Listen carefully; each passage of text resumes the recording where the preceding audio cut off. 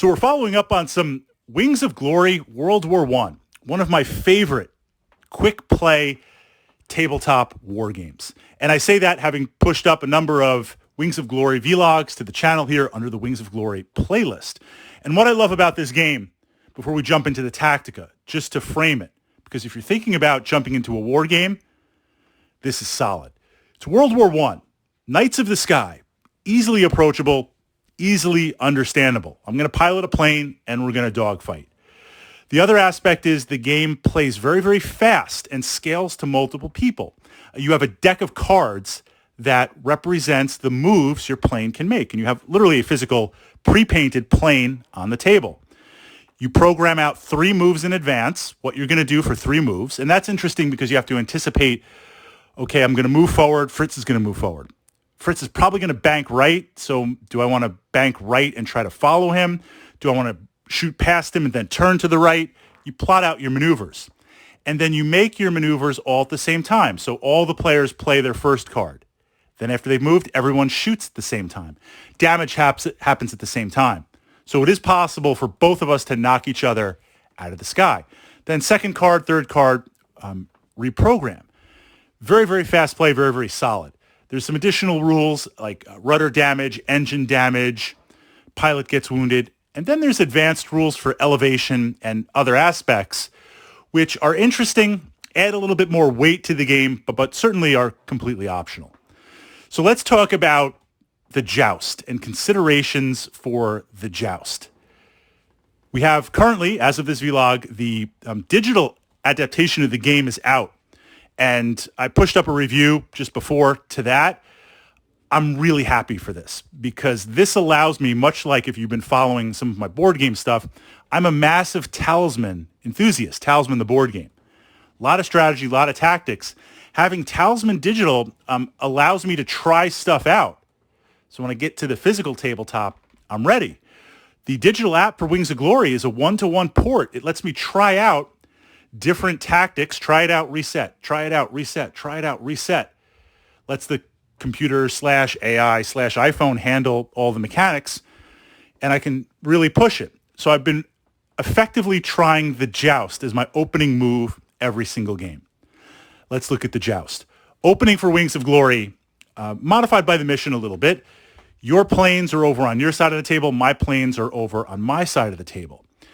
The Joust is where you go head-to-head, full speed head-to-head, and you fire. Turn 1. You're literally like, I'm going to trade shots. Now, in the Joust is pretty straightforward. I'm going to be in your gun sights. You're going to be in my gun sights. Depending on the Tactica and how lucky you feel, never tell me the odds. The way damage is handled in Wings of Glory is it's a deck of cards. And there's different classifications of decks depending on the type of machine gun. Is it a single machine gun? Is it a double machine gun? Is it a heavier type machine gun? Is it a primary machine gun in the front? Usually a heavier second machine gun in the back. There's different damage class decks.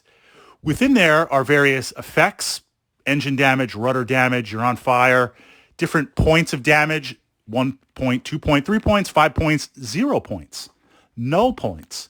The interesting thing about Wings of Glory is when you take damage, you don't reveal them to the player. Usually if you're on fire, you'll mention I'm on fire because visually you'd see that, or if you're smoking. But if I take 2 damage, you hit me twice, I take 2 cards, it could be 0 and 0. And that's interesting about the game. That's what I love. It simulates the fact that I'm hitting you with my machine guns, but did it really cause damage? Maybe it went through your airframe. Maybe I completely missed.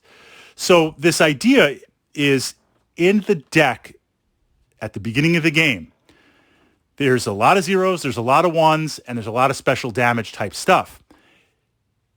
You might get lucky, and your opponent draws an explosion, and likewise minimizing potentially the luck for you where you're not going to draw that. Now, as we move to mid and late game, where more and more damage is taken, I'm not saying count cards, but if we're down to the last 15 cards in the deck and an explosion or a fire hasn't been drawn yet, well, right, those are my odds. The other reason for potentially jousting at the beginning of the game is every plane has a number of points representing its hull. You're going to be at your strongest at that moment. When we move to mid and late game, even though my opponent's not aware of how much damage I've taken, I might be holding 15 cards. And there's a lot of zeros in there, but I'm like, I got 2 points left. I get hit with anything, I'm just going to disintegrate. So I don't want to joust at that point. The joust is head-to-head, doing damage, taking damage, and essentially embracing or trading luck a little bit. Now, tactically speaking, and you can joust at other points in the game, but in the beginning of the game, the joust is very interesting because we can go head-to-head and trade, or if we go head-to-head and don't trade and you break off, you're going to bank to the right or bank to the left. If I can figure out banking right, banking left, if I can mirror that, there's a chance for me to get behind you. So if you're not opening with the joust, this is your first chance to slip behind. And so much in Wings of Glory, like most dogfighting, I want to get behind you because I'm going to tail you. I'm going to light you up, and you're not going to be able to shoot back unless you have a rear firing. Some of the planes, of course, World War I, two-seater type planes, and you have a gunner in the back. That changes things a little bit. So jumping into the joust, what was I exploring with? What was I fighting with? Let's look at some of the classifications of planes. We're going to look at some of the different types of maneuvers in there. If I'm going head-to-head, early war planes, they don't have the ability. They have the ability, of course, to move, to turn. They don't really have the ability to slip. And slipping in Wings of Glory is where you're not turning to the right or left, because then you're going to be out of the firing arc. You're going to literally turn. You're just kind of shifting over a little bit. You're still going to be moving straight, but you moved over. If we're part of a squadron, usually I play 2 planes, 2 and 2, right, a wingman, but if you're part of a 2, 3, or 4 group, if I'm going straight and you're going straight, let's say we're 4 to 4 and we joust, those are potentially 4 to 4. If I have planes that are mid that have this slip ability, maybe I want to shift my group over to the right or to the left at the same time. If my opponent doesn't do that, that'll mean I can focus all of my shots on some of your planes or one of your planes, but I'll be out of the firing arc of potentially one. So the first thing we look at in the joust, if it's not 1-to-1, I want to, whether it's 2 planes or 3 or 4 planes that I have, I would like to get a plane in a firing arc and just blast on them. It's just simple mechanics, right? We're drawing cards. If I can pile on, say I'm at long range when I first fire. Long range is you draw 1 card. If I can put 4 cards on one plane, that has the chance to do the most damage, the chance to get a lucky draw, and isolate that. As always, we're looking to isolate.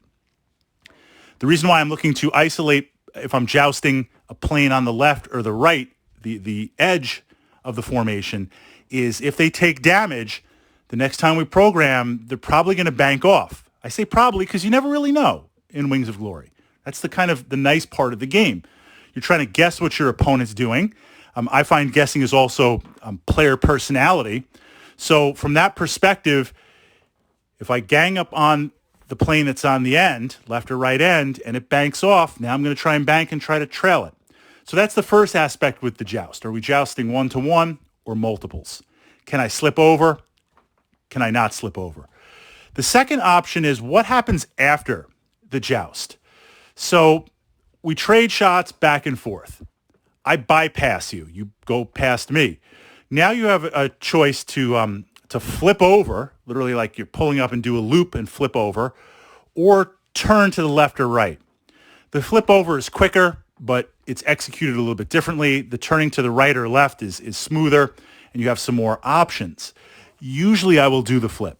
Usually I'll flip over, because then this sets it up for a second joust, or this sets it up ideally in the center of the table. The other thing about the joust is if we're going head-to-head, Wings of Glory, you have an outline on the table. And there's kind of no real standard, although there's you'll agree on what the boundaries are of the game. If you move off the table, if any part of your base moves off the table at any point, the plane is considered leaving engagement. For scoring purposes, it doesn't count as a kill, but it does give you a point. And points are kills off the table, and other. So you'll get a point where if you get a kill, you get 2 points. What that means is I'd like to dominate the center of the table so I don't find myself kind of turning to the right, turning to the left. And if I'm slowly turning because the handling of the plane, if it's an earlier war, it's not as fast, it's not as nimble, that's a little bit challenging from that. So in your jousting, after you bypass that, are you going to bank left and right, or are you going to do the flip? I like to kind of do the flip. Another aspect is some planes. Now, this is where we get into configurations. Some planes, if you're playing them, they encourage the joust. A perfect example are some of the German planes are the two-seaters. You've got 2 machine guns in the front. You've got a gunner in the back. I joust on the way in. I fire my machine guns. You fire your machine guns. And then when I blow past you and you blow past me, even if you bank left or right before you turn, I'm going to get those rear shots. So the rear machine gun, yes, it's there to, at least if someone gets on your tail, you've got some shots, but it also kind of encourages the joust. The final piece is if you're playing Wings of Glory, you can mix and match any type of planes. I've got early war, mid, and late. You can mix them all together. And often when we play, I won't say it's entirely historically accurate. I kind of lay out all the planes, and you lay out all the decks, and you kind of pick what you want to play. We're kind of loose on the points and the battle value, that type of stuff. So sometimes I'll just take a weird plane or a wonky plane or just kind of a late war plane, early war plane. But if you're playing from those different time periods, what we see is by the mid-war, planes were developing very, very fast. You saw a lot of designs that were coming online, but also some of the older designs hadn't been scrapped or phased out yet. So if you're playing historically, what that means is some of the planes, how that's simulated in the rules, they have different decks for the type of machine gun damage that they're doing. If it's a single machine gun, if it's a dual, if it's a heavy type machine gun. If I'm playing a plane with a heavier based damage deck, that means the spread of zeros is less and it's more weighted to the 2s and 3s, then from that perspective, I might want to joust more because you deal damage from your deck that you're shooting. I might pile more damage onto my opponent. And you start to say, that could be kind of interesting with how that plays out. So the joust, it's not without its challenges. It is kind of random. It is playing the odds. Never tell me the odds, but it's been interesting. It is an opening move that sometimes I'll play. It's not the most conservative type opening move, and we're actually going to look at a secondary type opening move that's a little bit more conservative. But from that perspective, it's been interesting playing on the digital app because I can joust, I can just fire out games and see how they play out and really practice and learn jumping into Wings of Glory.